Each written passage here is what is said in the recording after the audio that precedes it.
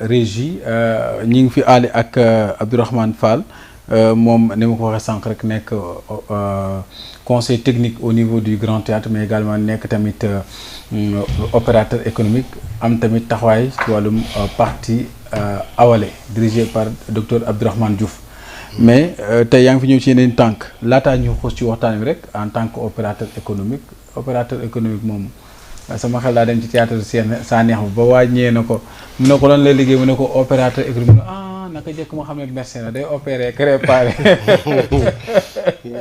man nga saaxaw ba mais opérateur économique lan lañ mën a jàpp ci Abdourahmane Fall mooy kan laataa ñuy xuus ci waxtaan bi. alors Abdourahmane Fall mooy ki jàkkaarloo ak yow.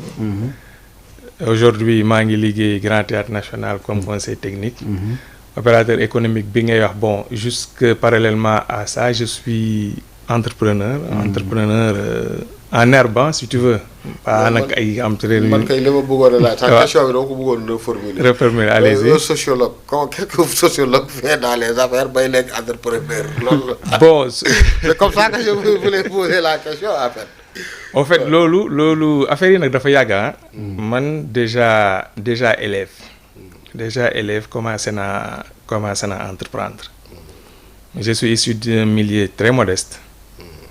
léegi villageois la Jama bi nga may laaj sànq. maa ngi nuyu waa Jama au passage. bi ma waree jógee foofu dem en ville pour def collège. moo ngi tombeek juste après les événements sénégalo-mauritaniens de 1989. juste après 90 91 laa ñëw collège. man je suis naar la communauté Maure du Sénégal ci laa bokk.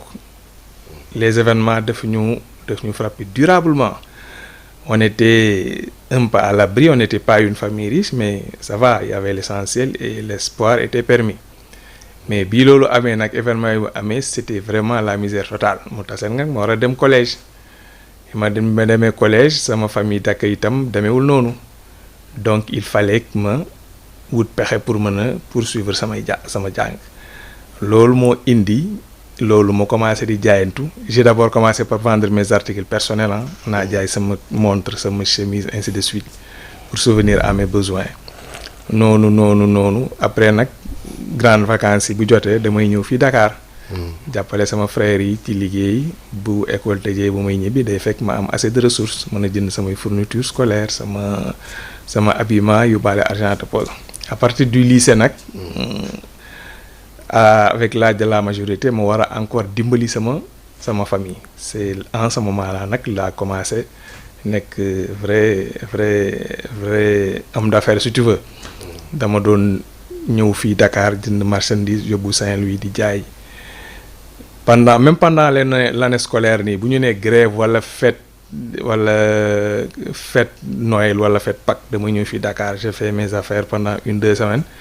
mënoon naa ci am assez de ressources boo xam ne dinañu mëntee encore noonu ba bi ma amee bac nag ñëw université là c'était vraiment une niche waaw mu ñu université Gaston Berger de Saint-Louis 99 2000 ba ma amee bac pratiquement ñëpp ñu fa nekkoon man maa leen doon jaay ay dàll ay yére produits cosmétiques ainsi de suite noonu parce que bi may commencé importer di dem ay Maroc Turquie Dubaï di nit bagage j'étais déjà boobu maa ngi def j'étais en première ou deuxième année loolu moo indi ci man.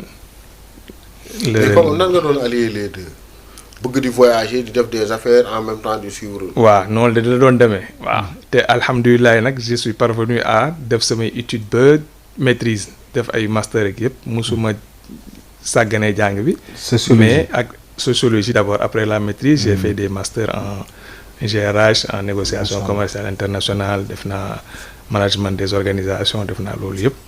te loolu yëpp bi moo koy def maa ngi doon def sama activité man nag je suis quelqu'un qui délègue aussi bi ma demee ba am yenn possibilités yi je travaille beaucoup avec ma famille surtout samay frères samay cousins ñu ci bëre c'est moi qui les emploie damay créer ay petites activités fii bu employer 1 ou 2 personnes. dina permettre ma créer de l'emploi et puis loo xam ni man du ma fa nekk en plein temps waaw damay ñëw je fais des contrôles réguliers et très sporadiques aussi mun naa toog par exemple ay 2-3 mois li gën a bëri li may liggéey ak samay frères système de dañuy séddoo la marge quoi. Par exemple on peut investir dans un restaurant ou dans une boutique ñuy liggéey, au bout de 1 mois 2 mois on vient on fait l'inventaire, après ñu séddoo bénéfice bi. Donc ce qui fait que doo nekk di contrôler au quotidien ni chaque jour comptabilité, loolu mooy tax doo du jël temps bu bare. kon loolu moo lay pousser nga laaj ko question bi oser rêver. D'ailleurs loolu moo tax peut-être d'où le titre de l'ouvrage, oser agir. Absolument. Le fait de vouloir faire des études et def encore dans le monde des affaires, d'allier les deux sans que lii yàq lii aussi certainement. Justement loolu voilà livre bi comme tu l'as dit. Oser agir, parce que tam il a fallu ça demande beaucoup de détermination hein. Pourquoi oser agir? Parce que man dama gëm ni rien ne se donne dans cette vie, tout s'arrache. Pourquoi j'ai écrit ce ouvrage? C'est pour le présenter comme un exemple pour la jeune génération. dama gis ne xale yi léegi ils sont pressés de réussir, bëgg nañu oto, bëgg nañu kër bu oto bu rafet, bëgg nañu sanse, bëgg nañu te dañu bëgg brûler les étapes. Te nous, en tout cas man pour ma part, rien, absolument rien ne m'a été donné. J'ai lu ma am mu néew mu bare, je l'ai bâti brique par brique. Voilà, sur le long terme aussi. Parce que li ma lay wax nii man 91 laa ñëw au collège. Loolu ak tey déjà ça fait 35 ans. Voilà te amuma lu ni gaañ. Bon ça va maa ngi sant yàlla, j'ai de quoi me nourrir, maa ngi jàppale samay mbokk, jàppale samay entourage ci lu ma mën, mais parce que j'ai mis beaucoup de temps pour en arriver là. Mais aussi même boo xoolee peut-être les valeurs yi nga xam ne ñoo fondé sa action yi nga doon dox. Dama gis quand même c'est des valeurs yoo xam ne on peut les arrimer à la religion. Peut-être. Exactement. Je parle de générosité, de pardon, de foi. waaw xam nga par exemple bu ma la nee dama nekk situation boo xam ni pour ma mën a poursuivre samay études il fallait ma am j'avais le il y a le minimum quoi nécessaire. te dañ ma yar nag ci diine, ci dëggu, ci honnêteté. Donc il faut que tu te battes pour nga am dara. te loolu dafa laaj sacrifice bu bare, dañu yar ci partage. ñun loolu la ñu xam. maa ngi lay expliquer léegi man sama liggéey je travaille avec mes parents bu ma investir benn affaire ñoom ñu liggéey au bout d'un certain temps ñu seddoo suñu par exemple man sama objectif mooy nit ñuy liggéey ak man au bout d'un certain temps et maa ngi koy sant yàlla am na yoo xam ne bu ñu defee ak man 4-5 ans après ñoom dañuy beru dem def seen yëfu bopp. du ma nekk di liggéeyloo nit ñi éternellement, damay bëgg au bout d'un certain temps nga autonome, yow nga dem mën yor sa bopp, yow itam nga def noonu nga retirer keneen ainsi de suite. Yooyu yëpp lay développer ci livre bi. waaw bon maintenant tey su ma la doon laaj dëgg la bon parcours quand même assez particulier. Quelqu'un qui a su allier les études avec le monde des affaires ak yooyu, mais maintenant pourquoi sentir le besoin def ko livre. Waaw mais justement pour le servir pour mu nekk exemple pour la jeune génération. loolu moo tax parce que boo xoolee de façon bon mënuñu toj livre bi yëpp nekk ci toogaay bi, mais am na ci ay kii yoo xam je prends un exemple par exemple am na ci benn article boo xam ne je parle de comment dire encore je parle de pas l'exil, terme bi moo may réer. C'est-à-dire am na bu may je parle de refus de visa quoi. am na benn année bi may def licence. Ouais, quelque part waaw. Voilà bëggoon naa dem en France pour jàngi, ma déposer visa à l'époque awma. loolu nag d'ailleurs sax damay wax tout le temps ni la plus grande grâce que Dieu m'a faite, mais mooy bi ma bëggee visa à l'époque awma woon. Parce que bi ma déposer awma, j'ai mis une croix sur ça. ma ni non il faut parce que boobu noonu xawma léegi lan la ñuy demander, mais ñun suñu jamono boo doon wut visa d'étude da ngay indi benn garantie financière qui tournait autour de je pense que 2,8 millions à l'époque. ma nekkoon 280 000 par mois, c'était le minimum pour que benn étudiant mën a nekk en France pendant 1 mois. 10 mois année universitaire mu war a nekk 2,8 millions. ñun boobu noonu comme man awma woon 2,8 millions, awma benn parent bu ko am. Il fallait da ngay wut koo xam ne da lay defal garantie boobu dañu doon fay sax dañu doon fay pour am ko mais bi ma déposé aw ma ni 2 millions 800 yi bu mu liggéeyee sax frais de visa. waaw ak kii bu ma liggéeyee sax man war naa ko mën a dajale yàlla dimbali ma balaa at boobu jeex man amoon naa je pense que lu tournait autour de ça en tout cas loolu c'était en 2002 en 2005 lorsque j'étais venu demander benn visa là c'était un visa touriste hein. Mon compte bancaire affiché 8 chiffres j'étais presque convaincu que ni damay am visa ci laa ko am boobu ba léegi bon je parcours le monde fu ma bëgg visa am ko loolu noonu dama koy servir de leçon à la jeune génération ñi nga xam ne léegi dañu yaakaar ni pour nga tekki il faut nga tukki les gens y mettent des millions pour voyager bu ñu demee ba egg foofu gis na da ngay gis ñoo xam ne dinañ def 3-4 millions pour dem Europe ñu dem egg foofu nekk fa ay at mënuñu dajale 3-4 millions am naa tey sama benn neveu il m'en veut à mort parce que moom nee na man dama ko war a yóbbu mu tukki yóbbuwuma ko te doo jàng bàyyi na lu ne maa ngi koy def pour lui faire comprendre que ni c'est pas que la seule voie de salut voilà mais moom mere na ma c'est à peine que moom mooy tudd te il n'est pas le seul chez moi dans mon village xale bu nekk ñëw parce que peut-être man j'ai la possibilité de voyager avec mes enfants mais mënuma yóbbu ku ne ñoom koo ci yóbbuwul day mer donc yooyu noonu yooyu yëpp boo ko boolee moom laa dajale ci livre bi ni bëgg ko jox exemple bon il y a pas que ça dans le livre bi ngay wax benn affaire que c'est le diplôme c'est pas le diplôme qui fait l'emploi donc je pense que noonu nga ko waxee tout à fait waaw tout à fait ça aussi j'aurais bien aimé comprendre par exemple man tey waaw man j'ai eu 2 emplois salariés sama premier emploi j'étais dans le groupe CCBM bi may dugg foofu dama fa dugg comme stagiaire au niveau de la direction des ressources humaines boobu maa ngi doon def benn master en GRH après j'ai été promu pour être responsable d'une des filiales du groupe mais dama def je pense quelques mois après ñu recruter ay commerciaux man ci ñu doon def recrutement bi laa bokk alors je dis au directeur commercial d'alors que je salue au passage Dame Gueye ma ni ko man dama bëgg a nekk commercial mu ni ma est-ce que xam nga ni commerciaux yi ñuy recruter amuñu salaire c'est des freelance dañ leen di jox oto jox leen carburant après on leur fixe des objectifs ils sont rémunérés sur le chiffre d'affaires réalisé oto tu as 1% non tu as 2% du chiffre d'affaires pour un freelance waaw noonu ma ne ko damay defi kii mu ni ma yow yaa ngi nii def sa jàng je venais de finir mon premier master en GRH di stage mu ni ko man dama bëgg dem defi commercial noonu ma dugg comme commercial comme freelance au bout ci même entreprise bi liñ ma laajoon à l'époque liñ ma recruter mën nga jaay am nga permis tu sais conduire am naa permis je sais conduire noonu nangu nga def freelance amoo salaire ay ca ñu dem man na non boobu j'étais stagiaire mais j'étais promu pour être responsable RH te voilà c'était tout c'était programmé quoi bu ma fa jógee damay dem am sama salaire bon sauf que boobu da ngay tuyee salarié yaa ngi bureau 8h ba 18h mënoo def te man déjà j'étais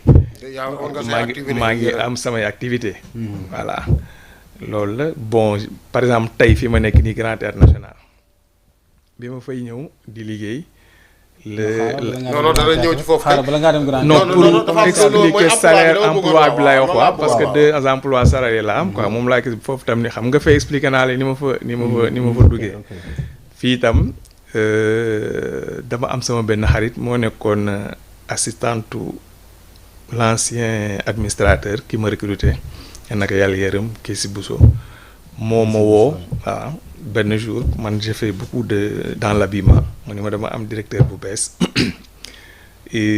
Europe la jógee c'est un artiste il faut nga ñëw nga jaay ko ay costumes je viens je lui propose un lot de costumes à crédit d'ailleurs de temps en temps ma jaar def recouvrement c'est cette même Awa que je remercie au passage moo ma suggéré mu ni ma mais il faut postuler pour nga nekk responsable commercial fii noonu ma bind demande bi déposé benn jour les directeurs m'interpellent laaj ma quelles sont tes prétentions salariales tout ça mu ne ko doon man mun naa liggéey pendant 6 mois bénévolement nga xool qu'est-ce que je peux t'apporter yàlla suturaal ma au bout de 3 mois les chiffres ont grimpé ils sont passés du simple au double noonu lañ ma defal benn CDD au bout de quelques mois mu embauché ma cela fait 10 ans maa ngi foofu di liggéey aujourd'hui ba tey.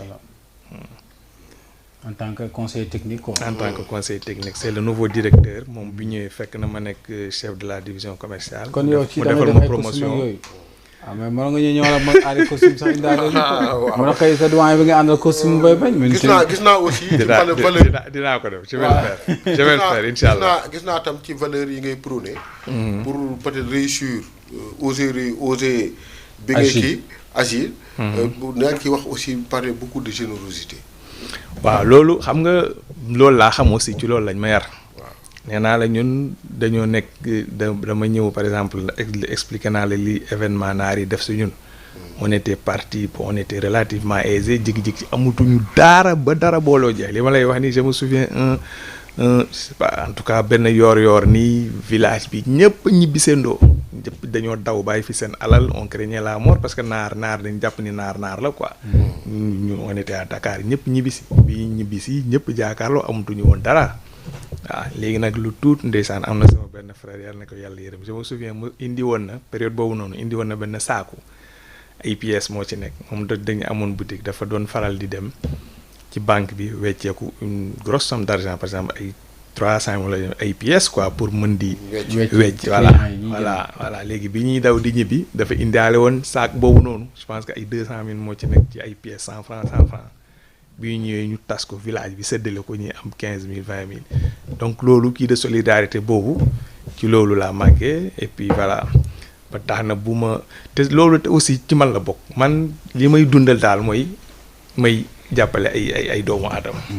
loolu wax dëgg yàlla sama li nga xam ni moom mooy dundal man quand je sens que ni damay impacter positivement sur la vie les hommes d'affaires là yi nekk dans le milieu des affaires ñu baal ma nag je ne dis pas tout le monde mais c'est pas des gens yoo xam ne ils sont trop philanthropes wala ñoo xam ne dañuy def preuve de générosité d'habitude sax damay naan des fois damay tooñ même fii xale bu ñu kii ma leen des fois ñi xam xaalis peut-être di ko ñooy xam valeur bi boo seqee ak ñoom 5 000 wala 10 000 francs sax dañ koy jaay on leur fait un mauvais procès dañ leen di tooy c'est que nag xam nga liggéey dafa metti tam xaalis ki koy liggéey waaw li mu ci mën waaw non am na ci généreux nag waaw bon dama ko wax noonu voilà am na suñu gérer mais am na ñoo xam ne par exemple da ngay nekk une famille mu am ci kenn koo xam ni ndeysaan day rayante ba dee am as tuut am ay neveu wala ay rakkam yoo xam ne ils ne veulent fournir aucun effort ba pare ñuy bëgg moom voilà muy def lépp quoi bu jógee naanu grand bi dafa nay grand bi du jàppale ki non du loolu fekk grand bi dafa bëgg ngeen liggéey rek grand bi day rayante guddeeg bëccëg ba jàppi grand man j'ai ce problème là avec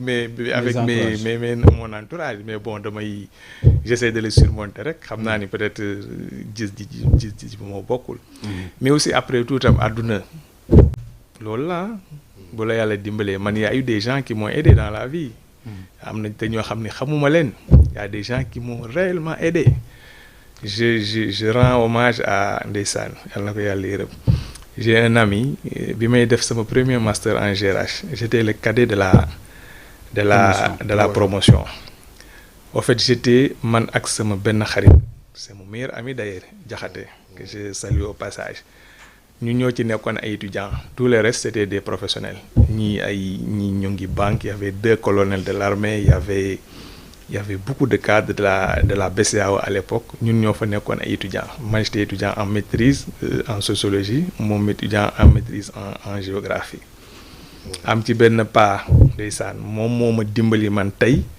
la première maison que j'ai acquise à Dakar moom moo ma dimbali te dama ñëw il me présente à ses collègues muy leen kii c'est le genre de jeune qu'il faut aider fexe leen ba mu am kër c'est moi qui ai proposé mon tarif c'est moi qui ai proposé mon mode de paiement ñoom bu ñu doon kaas muy leen def leen lu ba mu am kër donc yu mel noonu boo ko amee il faut aussi que tu rendes voilà la monnaie même bu dul ci moom ci ñi nga xam ne ñoo ngi sa ginnaaw loolu la et puis ak ñeneen ñu bëri dimbali nañ ma ci àdduna te ñu ci bëri xamuma leen très sincèrement ñi ma dimbali ci àdduna du ñu samay mbokk du ñu seen dox daje peut-être bon am na si ñoo xool aussi dañu gis ni j'en voulais bëgg naa dara je me bats pour avoir quelque chose ñu jàppale ma pour mu am ko. de la même manière bu ma gisee man ku bëgg dara voilà actuellement nii am na ñoo xam ni ñoo ngi ak man duñu samay mbokk. Je prends un exemple bu ma frappé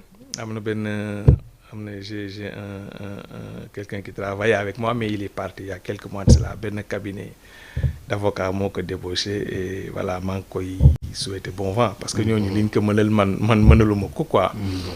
Il me trouvait au Grand Théâtre National di me proposer ay solutions scolaires. Chaque fois mu ñëw di insister il était tellement tenace ma ne ko yow le jour où ma ne ko j'ai un projet bu taxawee sama premier employé yow lay doon te xamuma ko parce que j'ai vu sa volonté son envie de réussir voilà bi ma loolu ay weer lañ ci teg loolu taxaw ñu woo ko voilà macha allah il a fait 2 ou 3 ans avec nous il y a quelque temps de cela comme cabinet bi ma la wax mu ñëw wax ma ne ko non bon vent yow ñooñu liñ la man mënaluma la ko donc c'est un exemple entre autres moo ngi noonu. mais man la déggee ngay wax on a l'impression que truc la mais gis naa quelque part aussi tu parles que ce vie de il y a beaucoup d'adversité. waaw mooy adversité mooy li ma la wax quand je te dis que ni dama ñëw collège un jeune 10-11 ans nekkoon ci benn kii bu relativement stable nga jékki-jékki ñu ni la voilà y a plus rien amatoo dara j'habite dans un village lointain. waaw nga war a jóge foofu ñëw collège amu war a lekk war a sol wala jàng loolu yëpp nga war ko defal sa bopp. léegi loolu dafay ñëw prétexte que ak fi ñu toll. dégg nañu phénomène Nicaragua dégg fi Barça sax. parce que démb sax dégg nañu fi xale yu bëri yu doon coow ci contexte bi nga xam ne population bi société bi dafa nekk en pleine mutation et que jeunesse bi jeunes yi dañu ëpp presque part bi ñu ngi ci plus que 65 nangam % ci jeunes yi ñu doon donc ñu ci presque ñu ci am liggéey dañ leen di compter mu mel ne dafay nekk ci contexte boo xamante ni jot na kon xale yi bañ di yàkkamti te am patience waaye tamit nangoo muñ waaye tamit nangoo jéem dara parce que tamit ndimbal na ca fekk loxoy borom. man foofu laay woo xale yi sax nag. et puis surtout le phénomène bi nga expliqué ni Barça wala Barsax loolu moom du solution. wax naa la ko léegi waaw wax naa la léegi ni man la plus grande bénédiction bu ma am mooy. bi mu bëggee tukki sottiwul. parce que gëm naa ni lu tuuti li ma réalisé nii ces dernières années bu fekkoon jamono yi ma tenté dem Europe dem naa. gëmuma woon ni doon naa ko def gëmuma ko franchement. te lii xale yi di daj léegi pour dem waxuma la sax ñi def Barsax mais am na ñoo xam ni dañuy fay ñu wutal leen visa. Nicaragua bi sax ñu nax leen. Nicaragua bi man am naa benn neveu yaayam ses parents ils ont dépensé jusqu'à 7 millions pour que mu egg à destination. moo ngi noonu jaaxle xaw ma ndax ak contexte Trump bi kenn toogul kenn xamul voilà xel yi dalul. waaye avec 7 millions mais. mën nañ def lu ne.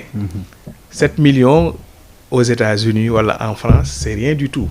fii tu investis 7 millions nga organiser wu am benn vision bu claire mais au bout d'une année 2 ans tu multiplies pas ça par 2. mais fii aussi amul benn obstacle bu am nga foog parce que yaa ngi wax investir fii mais tey bu ñëwee les tenants du pouvoir wala les régimes moo xam yi fi jaar ak yi waaj a ñëw je parle pas d'obédience politique mais je parle des tenants du pouvoir. est-ce que tey jii ñu ngi gën a jàppal tànk ñenn ñi parce que tey jii contexte bi ñuy wax entreprise locale yi wala boog li ñuy wax expertise locale wala préférence nationale est-ce que bu ñu ci gënoon a sóob seen loxo du gën a motiver ñenn ñi ñuy waxuma la sax ñi demagut mais ñi dem sax dañuy am cawarte mën a ñëw mën a gën a jàpp ci réew mi. waaw loolu tam dëgg la loolu moom bu fekkee ñoo ngi koy def te xam naa ñoo ngi koy def war nañ ci dollu du doy. foo munti dem actuellement nii y a que les nationaux les fils du pays qui peuvent construire leur pays. état mënul jox nit ñi liggéey li mu mën a def mooy faciliter par exemple fexe ba financement yi mën a accessible il faut admettre aussi que ni fii banques yi xaw ma en tout cas des na quoi. pour ñu dañuy taux d'intérêt yi bëri ne ba pare sax balaa taux d'intérêt sax nga ñëw ci. bancabilité par exemple pour ñu financer la li ñu lay demander ci ay garantie ak ay documents loolu garantie sax justement voilà am na yi ñu lay laaj ci garantie loolu boo ko amoon sax doo leen soxla doo leen soxla da ngay demal sa bopp logement social da la laaj loo xamante ni social du ko am waaw bon en fait li ma doon bëgg a wax rek mooy kii parce que moom bu ma xoolee peut-être période bi nga xam ne moom peut-être ci li ma jàpp ces affaires ci lañ gën a dox mooy quand même les libéraux était au pouvoir Wade changer l'environnement des affaires créer entreprise mu yomb def guichet unique APIX et cetera est-ce que loolu aussi quelque part mais bon xam nga kii la continuité la rek Wade après Wade c'est Macky. Wade ak Macky voilà c'est. non c'est-à-dire que je veux dire que. un concours de circonstances parce que man bon Wade laa gis comme ay Turquie nit ñi commencé dem ubbeeku ci vers yeneen zones yi nga xam ne du woon fondamentalement rek. non xam nga pour man entre Wade ak Macky mënul bokk entre par exemple Macky ak le nouveau régime. Wade ak Macky c'est pratiquement une continuité. liggéey nañu pendant des années. non c'est la continuité. Voilà mais lii c'est un changement un changement de régime totalement. Il parle de rupture. De rupture absolument waaw rupture moom il faut le faire à tous les niveaux. Rupture moom dafa bon xam nga rupture tam c'est un terme galvaudé quoi rupture par rapport à quoi peut-être bu fekkee l'État c'est une continuité. Il parle de changer de système. waaw mais effectivement il faut changer de système il faut changer de système. am na yoo xam ni moom mënoo c'est-à-dire comme on dit un état moom c'est une continuité. mais am na ay pratiques yoo xam ne boo déggee changer de système y a des pratiques yoo xam ne dafa war a deñ loolu moom ala kulli xaalil bu dañul réew mi du mën a kii ay corruption ay yenn yooyu dafa war a deñ. ñu ñëw ci livre bi en même temps aussi. toujours kañ nga ko bëgg a siiwal. waaw suba incha allah. suba waaw demain Grand Théâtre à partir de 15h. ci la ñuy def cérémonie de présentation bi et de dédicace incha allah. ñaata page la. 187 pages ñaata page la. 180 quelque chose comme ça. ban maison ñoo ko. ndax naam moo ko édité ndax naam waaw. di leen remercier bu baax Ami Fall jàppale na bu baax ci liggéey bi. man li ma bëggoon a laaj dans l'ouvrage mooy même ci sa. dafa bëgg livre nag de kii. te du able livre. la foi je sens beaucoup au-delà des valeurs yi mu wax. waaw peut-être la foi nekkoon na benn genre. waaw jullit nag laa bëgg doon. jullit xàqan loolu laa bëgg doon. ci loolu laay jéem ci loolu laay xëy ci loolu laay gont. al muslim di ñaan yàlla vraiment mu bon moom laa bëgg doon daal maanaam mënuma la wax ni lii laa lay wax dëgg yàlla. li ñuy wax ci lislaam ana huwa laysa al muslim macha allah. dégg nga ne ana huwa. laysa non comme ça. yow ki lay jaxase rek ki xamul non non ki lay yàq der c'est-à-dire que dama bëgg wax ni. dafa am humilité mooy. souvent da ngay dégg ku naan man la. ana man. mooy ok ana laysa huwa. laysa du huwa yow nag da nga jël humilité ne. j'ai compris yow da nga bëgg doon nangam foofu laa lay appuyer quoi. si j'ai compris. non en fait li nga wax de arabe bu leer nañu moom. fu may mën a jàngale arab. man sama maa ki jur sama waajur bu góor. waaw bu ko juree sa papa doon médecin daa tax nga. c'est qu'en fait pourquoi ma la koy laaj. parce que le prétexte au-delà mooy c'est un parcours quand même que j'ai trouvé assez original. quand même ñu mën ci jël ay viatiques pour les jeunes. par exemple ñu wane comment sa foi sa croyance en Dieu ak ay valeurs. nan la nekkee moteur boo xam ne permettre la malgré difficultés yi nga jaar yëpp. nga mën a ñëw. ba toll fi nga toll. je pense que même am na ci quelque part fooy wax benn épisode bu mel ne Mali wala yu demee noonu. donc yooyu laay bëgg ñëw nga xam ne au moins ñi seetaan. bon ay ndaw ñu mën non ci loolu lañ ma yar man j'ai été moulé dans ça.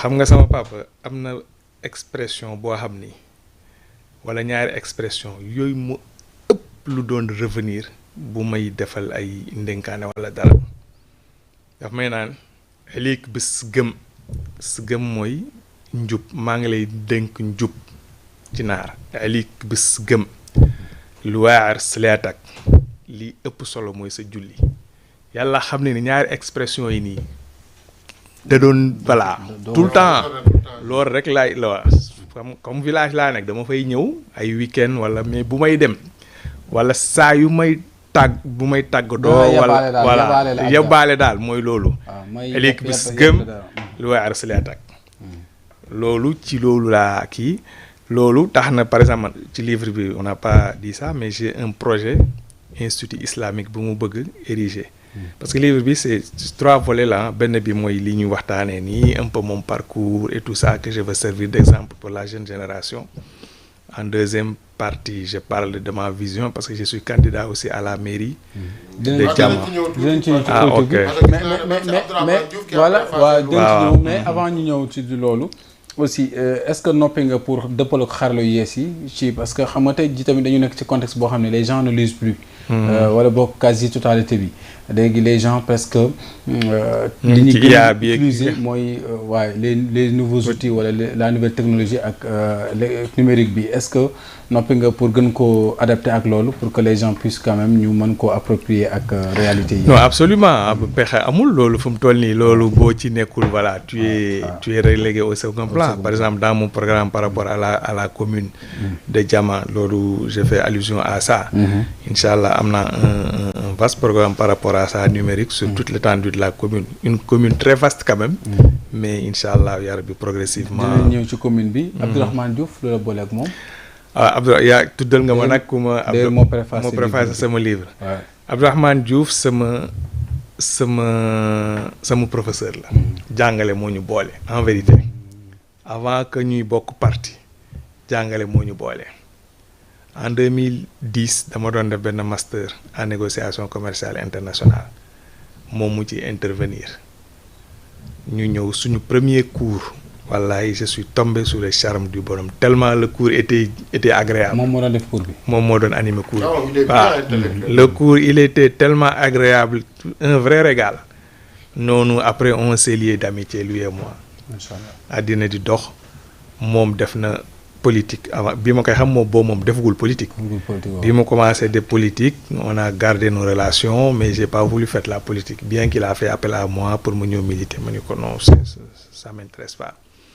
àddina di dox nag ba mu décider créer parti mu wooma ak yeneen nit ñu ñëw on est resté pendant 6 mois di préparer ba finalement lu ñu lancé parti bi c'était le 30 octobre 2021. Fala nekk comme délégué national en charge des cadres. yàgg nga fa.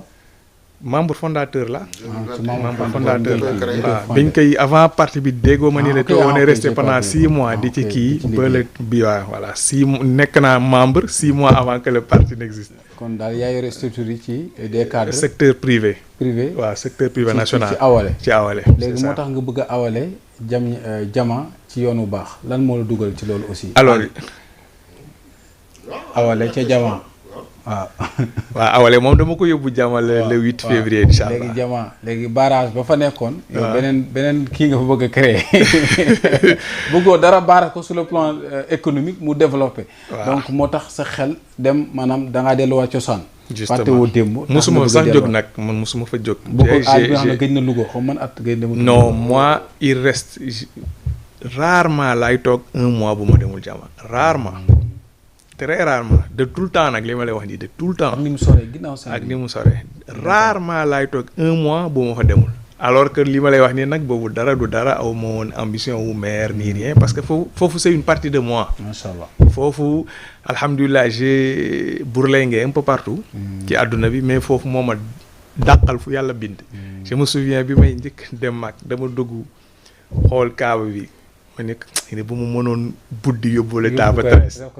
Taba Tres nag c'est un village dans la commune de Diama. mooy sama village natal. mooy sa village natal. voilà ok mais Diama mooy commune bi. mais Diama mooy commune bi. mais Taba Tres mooy sama village natal. Taba Tres. Taba Tres voilà. Tres Tres c'est ça. ay naar lañ ñun waa c'est un mot naar. Tres. loolu de laaj nga ma loo xam ne en fait 13 c'est-à-dire taaba bon 13 déformation 13 la. waaw mais waaw mais taaba bi c'est-à-dire comme boo ne par exemple séeréer. saafeen siin. ci biir naar yi. am na taaba. am na traarse am na wulaat deymaan. voilà loolu mooy taaba.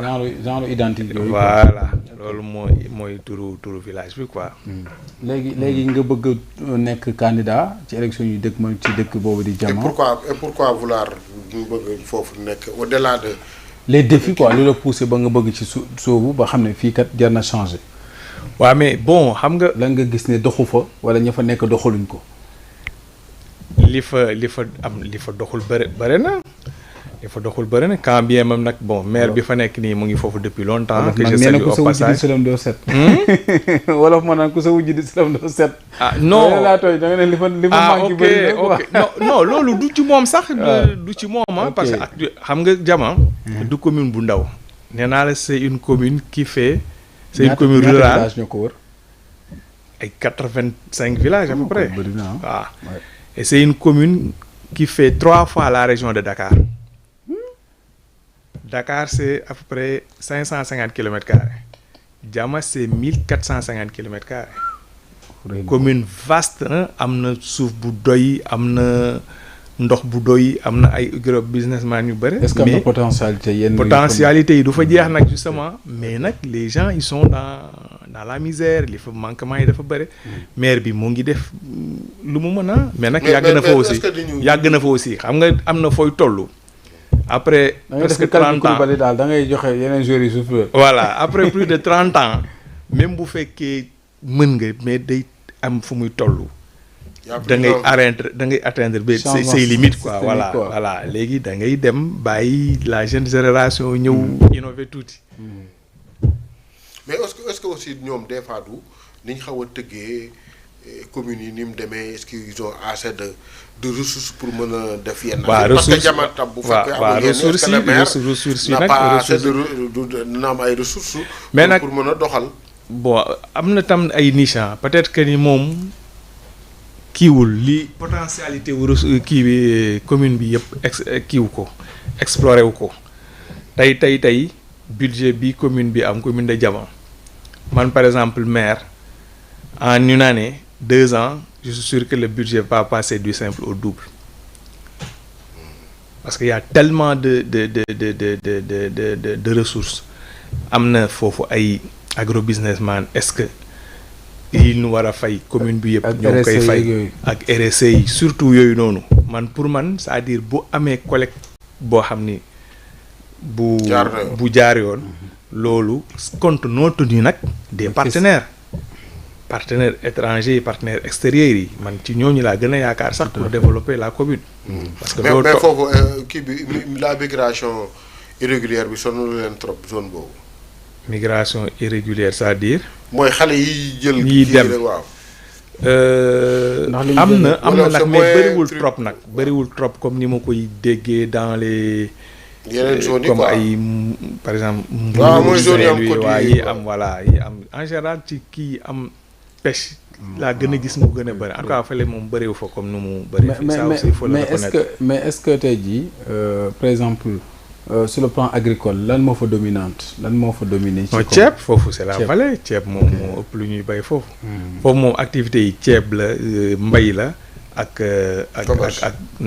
non ak élevage. barrage bi élevage barrage de Diama foofu la nekk. barrage foofu la nekk mais foofu normalement. surtout frontalier la commerce est-ce que. waaw zone frontalière la foofu la barrage bi nekk si Diama. mais sur le plan sécuritaire ça se passe bien là-bas. Bon, il y a une brigade sécuritaire. Et sanitaire en même temps aussi. Sécuritaire et sanitaire. Est-ce que faju bi foofu jumtukaay yaa nga fa est-ce que sécurité kaaraange gaa nga fa. bon jumtukaay pour faj am na ay xam nga foofu amul hôpital. commune bi yëpp amul hôpital ay am na centre de santé am na ay dispensaire mais des na et puis yu soreyoon te lool. waaw foofu daal tout est à faire là-bas. Et puis est-ce que am na ay yoon yuy lëkkale comme tey jii 80 nangam dëkk lu def presque xaw ma ñaata yoon Dakar nga wax donc war na mën a am ay route. waaw ay piste am na ay piste waaw mais am na ci nag. au-delà de ñuy def production sax pour acheminer les produits mais aussi déplacement des personnes et de biens. mais ça fait cruellement défaut cruellement par exemple kii bii passé nawet bii passé am na benn partie ci commune bi. y a eu benn mort tragique par exemple quelqu'un bu ñu doon évacuer par ambulance. ambulance bi ngiiroo parce que foofu bu tawee nii oto dootu fa jaar. daanaka walla bu fay jaar difficilement ambulance bi ngiiroo. on n'est pas parvenu à kii ko dindi ko ba ki ñu doon yóbbu yàlla nangu ko foofu.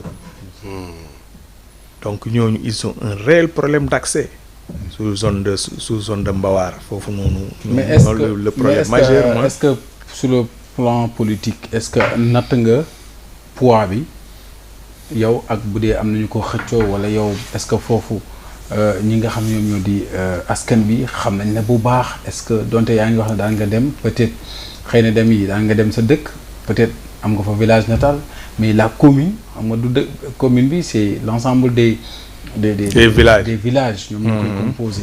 donc c'est-à-dire da ngay laaj ndax est-ce que am naa chance de gagner mairie bi quoi politique bi est-ce que bassin électoral banque ak base am naa bastion bu ma mën a permettre ma gagner mairie bi voilà. bon loolu noonu je donne rendez-vous à tout le monde le 8 février inchallah ils verront est-ce que li ma doon liggéey. Pourquoi le 8 février? ci laay def sama rentrée politique. D'accord. Bon en fait man li ma doon bëgg a wax sax man au-delà de loolu. c'est-à-dire que man damay xool ne comme ay parti fii am na parti yoo xam ne quand on voit c'est-à-dire que en termes d'expertise maanaam ay cadres ñoo fay ne ak yooyu mais des fois ils ont du mal à s'imposer sur le plan politique. par exemple tey su ma waxee lu mel ne Awalé. est-ce que yéen par rapport Sénégal bu ngeen doon xool est-ce que am na zone yu ngeen mës a gagné sax ci élection locale. mais Awalé ñun ñoo ngi fépp ngeen naan est-ce que. déet mais nag fépp yi taxul nga kii léegi xoolal waaw xam nga Awalé bi mu existé ba léegi Awalé yàggul la je vous rappelle que Awalé juste 4 ans la am.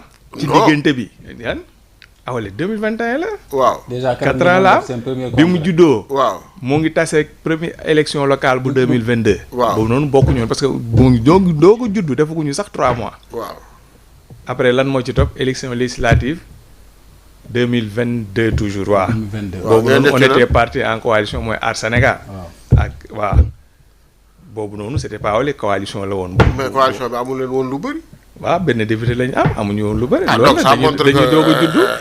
léegi daal gis nga. waaw xam nga nee naa la. même seen leader fi mu dëkk zone boobu gagné wu ko de. kan moo leen di gagné wu ko. fële au niveau de Rufisque. kan moo leen di gagné wu ko. loolu de kon demal xool. moom nekkul woon candidat foofu comme ci département wu Dagana de. doo Rufisque pas Dagana waaw. autant pour moi xam nga Dagana man mooy sama département. waaw Dagana daan naa fa ñëw gàmmu Dagana. waaw département Rufisque moom nekkul woon candidat foofu ci kii. mais moom kiyam ville am kii moom moo gagné naturellement. mais demagul élection ak local yi di ñëw incha allah bu ci borom bi àndee. bon c'est vrai que parti bi waxagul naa li may wax ni man la engagé. waaw mais man moom man incha allah man Abdourahmane bu si borom bi àndee ma je serai candidat aux élections locales. waaw ci sama jama boobu moom xam nga waa parti ils vont me tirer les oreilles tu as dansé plus vite que la musique wala yu demee noonu. ci benn kuréel est-ce que. comme parti bi waxagu ci jëlagul. mooy déggoo li ma la wax ma ni la xaw ma ils vont me tirer les oreilles wala wax ma ñu après ñu dóor may sanctionné ma mais jama xam nga jama. voilà yow sama parti politique jama sa jama la. sama jama la. waaw sama jama la te xam naa ni du ñu ma ci indi. te jama duñ la jam ñoom it. duñu ma jam voilà justement. jama duñu ma jam en tout cas incha allah. Je lance un appel à tout le monde le 8 février inchallah foofu Taba Dar Salam sur la route Jama ci laay def sama rentrée politique. mais il y a une question qui me taraude à l'esprit. mooy est-ce que tey. am ngeen problème mu conflit foncier côté boobu est-ce que. waaw bëri na fa nag loolu tam bëri na fa loolu moom bëri loolu xam nga buñ foofu mayuñ fa si. xam nga buñ la ne joueurs yi mayu leen seen dëkk ba wala. non. Mbour de moom. non bon problème foncier moom. dama ko fay dégg mais nag xaw ma man aussi je fais très attention. dama ko fay dégg mais man. pour ma part. man aw ma fa damay dégg nag. non am na fa. bien sûr pour yow nga am ko mais je dis que dans la zone. parce que en tant que maire boo nekkee maire dama koy dégg dama dossier yu mel di nga nekk justement dama koy dégg de wax dëgg yàlla dama koy dégg mais aw ma ci lu ma leer. waaw aw ma ci lu ma leer mais lan moo ci sa xalaat en tant que.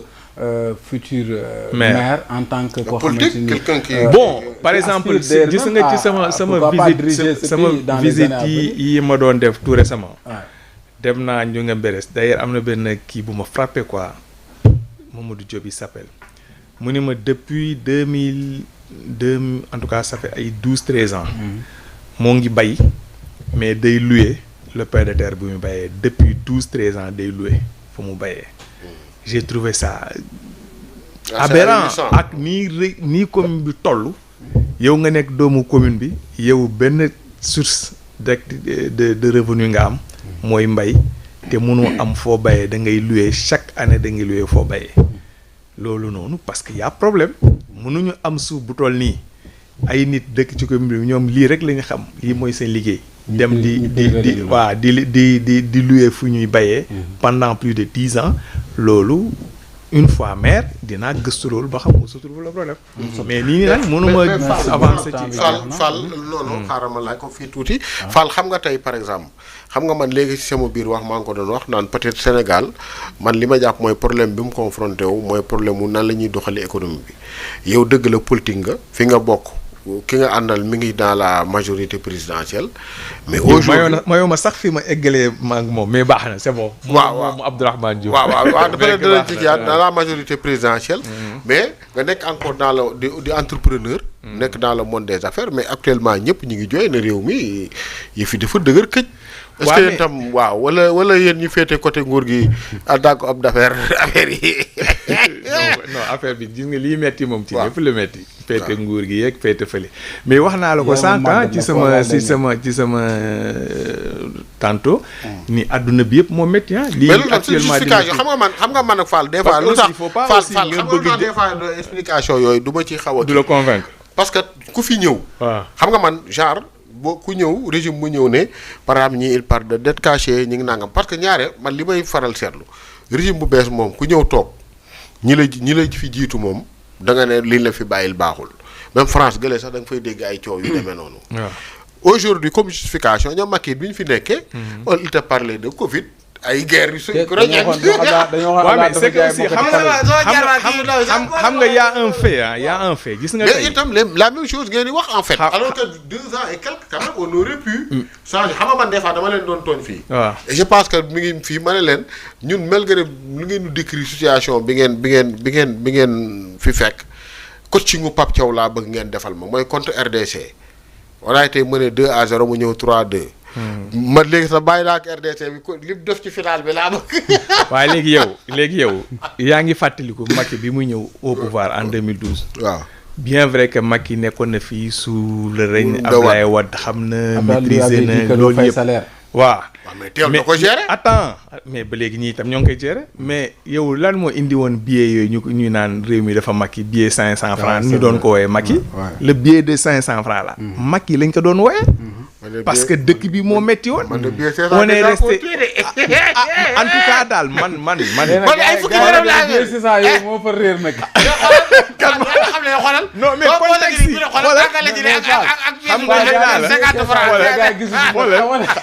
xam nga nee naa la billet yi mi ngi fa woon. non bëgg gars yi ni ñoo yamalewul bëgg. gars yi gisatuñ billet 500 mais xoolal. waaw mais xam nga te 2 ans bi sax ba léegi matagul. 2 ans bi Abdoulaye Wade même bi muy ñëw on est resté ñaata avant affaire machine bi di huiler. non Macky Sall bi mu ñëwee.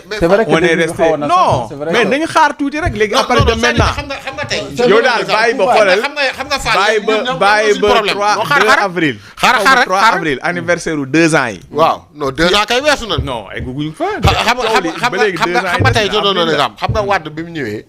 wala ñoom Macky sax. pour nga gis leen ñu réaliser maanaam inaugurer dara ça a pris du temps quoi qu'on puisse dire même Wade c'est ci 2e mandat lañ commencé gis chantier dem mais au moins dëkk bi les gens vivent on avait l'impression que boobu la nga doon gën a dund bu baax. mais Sénégal c'est pas un îlot isolé mais les gens ont du mal à acheter. man pour te dire sama poche bi fukki dërëm. non sous-sol lañ ne moo tax nag. non mais loolu bu ñëw bees loolu mais loolu li nga wax nii. waaw moo am fépp c'est ça aussi le problème. fépp comme da ngay tukki tuuti dama ay dans la sous-région nii Mauritanie bi Mali pays frontalier. laaj leen héritage nu ñu mel. man j'ai été à Nouakchott le 8 novembre passé mais li ma fa gis te gëjoon naa fa nit ñi ñoo ngi. c'est-à-dire man Mauritanie boo fa gëjee yàggul mais maa fa demee moom. ndawal laa doon lekk naan soow ay boissons yu neex yu amul fii ba loolu laa bëgg doon baax. doo ko may jën bi. boo fa jógee doo ko may jën bi remplaçant bi. jën bi déedéet waaw. non ça veut dire que. même yi réew yooyu noonu des fois da ngay naan moo lëfin man boo fa gëjee ndawal laa doon lekk. bi nga demee fan Singiti Singété loolu kañ la. yàggul loolu yàgg yooyu di. non da nga demoon ñu lay ganale rek. déedéet réew mi ni mu méttee nii ñëwal Taba 13 nga xool. non Taba 13 Sénégal la waaw. waaw dinañ la ganale jox la aujourd'hui l'impression bi nit ñi am. mooy dafa dëgër trop parce que xam nga tey même c'est vrai le pouvoir actuel mi ngi def ay effort ci wàññi ceeb bi diwlin bi karab mais teewul les gens ont du mal à avoir de l'argent pour truc même des fois avoir son salaire à. mu toppee heure bi mu daan sax des fois c'est difficile ah. det caché bi moo tax nag loolu tamit Ali. waaye det caché la xaalis waaw non mais xam nga man xam nga Abdou xam nga man. li ma gëm budgétaire quasi inexistant matt bi am pétrole. li ma gëm nit soo ñëwee même boo hérité situation bu difficile da nga war a mën a am ay capacité en un temps très court nga renverser la situation. surtout réew nga xam ne am nga ay outils yu bëri yoo xam ne mën nga cee. yoo xanaa kon lire vision 2050 ak yow daal xoolal coow ñii dañ doon def état des lieux bi pare na léegi décollage bi léegi ne c'est imminent. c'est perceptible di nga ko gis gars yi nag lañ bëgg tut nag moom. li nga wax da man am naa ci man nee naa lii bu dee loo xam ne du yàgg. waaw d'accord naa ci parce que booy dëkk ci kër sax di tuxu si di nga ñëw. waaw peinturaat defaraat waaye nag jooy bu mu yàgg Abdou Mbow nee na bàyyi leen seen jooy. kan moo jooy kenn jooyu kenn jooyu. Abdou Mbow nee na jooy moom day dakk de. kenn jooyu kenn jooyu assemblée di jooy rek di jooy. kenn jooyu dañ ko yàq à quand nag la ñuy defar dëkk bi. loolu moom non les choses vont bouger les choses vont bouger très prochainement. waaye léegi loo bëggoon a àggal si Abdourahmane ñu tëj temps bi jeex na. da nga doon wax ne mayuñ la ci nga àgg la xamoo am na. xamatuma sax mu ci bëggoon a peut-être. seen li leen boole ñaar yaa ngi doon wax ci cours yi et cetera. non loolu j'y reviendrai moom incha allah ba le 8 ndi j'aurai le temps de waaw. dina ñëw ci rentrée politique bi. ah yaakaar naa non dina ñëw incha allah invité nga ko. non moom moo koy président moom mooy président parti bi di. non dina ñëw incha allah président d'honneur voilà mi ngi noonu. dina ñëw léegi. qu'est-ce que je voulais dire waaw temps bi mooy lu kon nga mottali ko. donc bon léegi yaa ngi doon annoncé ne livre bi da nga koy. waaw livre bi justement demain incha allah à 15h30 au niveau du Grand Théâtre National foofu may liggéeyee. ci la ñuy def cérémonie de présentation bi ak dédicace bi. donc loolu la di woo nag sama xarit yëpp nañ ñëw samay collègues samay am di jàmm mais le 8 février moom. sama rentrée politique. maa ngi ci woo ñëpp surtout waa département Dagana fi nga xam ne fa laa bokk commune de Diama maa ngi leen di woo samay camarades militants waa Awalé di leen woo fu ñu mënti nekk nañ ñëw ma invité naa ñëpp incha allah. di remercier sama directeur général samay collègues di nuyu remercier waa Diama waa Taba 13 di leen jox dig daje suba pour le lancement du livre ak le 8 février pour la rentrée politique suba la voilà jeudi 29 au Grand Théâtre National à partir de 15h et le 8 dimanche 8 février à partir de 15h toujours à Taba Dar Salam sur la route de Diama. Sur la route de Diama. Voilà. Merci beaucoup. Merci. di leen sant di leen gërëm sànq bi may commencer je voulais comme milieu culture la bokk. yow tu as présenté les condoléances. ci décès kii Ali maa ngi jaale le monde de la culture bi nga xam ne foofu laa bokk foofu laay liggéeyee. di ko jaale tout le peuple sénégalais. di leen sant di leen gërëm. di wax ne kañ la ñuy jot suñu verset. seen costume yi Ali nag moom mënoo moom. ma xool Ali dafa nii ma xool est-ce que am naa sa taay kii moom am naa taayam. boo taxawee gis naa biir bi ndawul quoi xaw ma ndax am naa ko am yow da ngay am yow bi nga ma gisee la xam ne nga am sikki bu weex bi gën a yokk fu toll pas weer sikki mi incha allah loolu di nga am incha allah en tout cas merci merci pour l'invitation di la ñaanal bonne chance yàlla def li ngay mbëbal ci dëkk ba yàlla def ko amiin ndax ku nekk defoon ne yow ni ko Sadio Mané gis nga ni mu def dëkkam ba Mbali nee naa bu ñëpp dëkk bu nekk amoon Sadio Mané du kenn dootul tollati ci réew mi di tànk di xuloog état beeg yu ni mel maanaam kenn ku ne gox ba nga dëkk daal nga jéem faa bàyyi xel man miy waxee villageois la moo tax fu ma toog fii laaj ko moom sama dëkk dama koy tudd muy Mbar nekk région moo tax may laaj ci ñaata village la parce que ñun 72 villages ba 13 moo ñu wër donc c'est une grande commune nekk Carrefour damay toog fii di jàpp ne la fa manqué tamit war nañoo fexe ba dolli ko fa kii tamit di ko def moom damaa xamul fan mooy dëkk moom Louga moom dañ ñoom muur yi liggéey nañ ko bu yàgg avant nguur di toog mais kenn ku ne daal fa nga cosaanoo di ko bàyyi xel dafa am solo ndax dañ naan ànd ku wàcc sa ànd boo dem fekk fa borom loolu nag du ànd cuuraay bi ndax ànd moom ku ci toog di nga ko layoo ñu bëri dégguñu wala foofu ànd mooy nit buy am doom am na lu muy indaale loolu kon borom rek moo fa mën a nekk comme indaale muy ànd mooy jigéen ñi bu ñuy waneelool bay mucc loolu mooy ànd moo tax ñu ne ànd boo wàcc boo demee fekk fa borom parce que loolu mooy wolof yi wér donc ku wax ne nit munoo bàyyi sa cosaan boo bàyyee fee nga dëkk dem beneen dëkku jaamur nga nekk ñu ne Europe nañ xam ne nekkuñ seen dëkku jaamur lañ nekk kon nañ ñëpp ñëw defar réew mi te loolu mooy développement participatif muy lu am solo jërëjëf Fall merci beaucoup Ali waaw xam naa ni mooy def rek terminé bon peut-être benn bi laay wax loo xam ne waxuñu ci Maroc bi dégg naa le premier ministre muy wax entretien téléphonique yi mu amoon ak joueurs yi bi mu waxee Gana ne ko père coupe bi dinañ ko indi mu déduire ci ne loolu gëm sa bopp ak détermination donc loolu tam bokkoon na lu ma bëggoon la wax ne yu ay valeurs yu am solo la au delà de li ñuy feete ci équipe bi mu doon loo xam ne dañ koy inculquer waat jeunes yi ñu xam ko beneen bi ni ma koy faral waxee rek lépp lu ñu wax fii lu dëng ñu jéggal ñu ko te xam ne lu baax lañ ci jublu woon Fall nag wax na lim doon fi mu bokk dama naa leen tooñ bala moo dem xam nga ñoom dañoo bëgg place su kanam même bu ñuy voyager oto yëpp place su kanam la ñuy dem benn waaw yii ñoom dañ koy xëccoo sax ba kolon seen tànk nii ci kanam non sama dire waaw confort dañu bëgg confort damay confortable waaw léegi nag bu dem avion xam nga moom laay faral di avion bi mu jël place mu jënd économie ñëw dem affaire toog ci kanam la gars yi wax bu ne du dellu gars yi wax am kenn ku ñëw dee ko rek mu fëkk bagage yi daw ci gannaaw léegi nag gars yi ne ko waaw loo ko wax ak boobu bu ne ko dama ko parti avion bi ci kanam gi demul France de Taba 13 la jëm jar na ko bari jar na ko dès l'instant que Taba 13 la jëm rek loolu moom jar na ko loolu